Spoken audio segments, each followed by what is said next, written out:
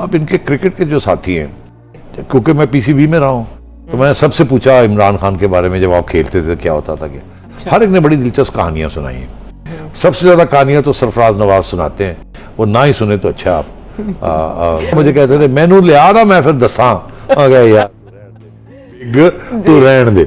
अच्छा, वो अब तो इस किस्म की कहानियां बहुत थी, मगर जो सबसे दिलचस्प कहानी ये होती थी कि खान साहब जब ये क्रिकेट खेलते थे और ये यूरोप में फिरते थे अपनी क्रिकेट टीम के साथ, तो क्रिकेटर्स वो पब चले जाते थे। अच्छा। अब ज्यादा मुझे कहने की जरूरत नहीं है पब में क्या होता क्या नहीं होता। और वो तो सरफराज नवाज साहब को मैंने एक दफा इंटरव्यू किया है, जुगनू ने एक्चुअली इंटरव्यू किया था, उन्होंने बड़ी दिलचस्प बात कही। उन्होंने ऐसी पब चले जाने सा, पब जाके ते राउंड ऑर्डर करने सा, तो राउंड ऑर्डर करने सा ते जो इमरान की वारी आती सी राउंड नहीं सी ऑर्डर करता, तो मैं वो क्यों कहते दूध पींदा सी। अच्छा। He would order a glass of milk, Okay. whereas everybody was drinking beer, कोई ये कोई वो।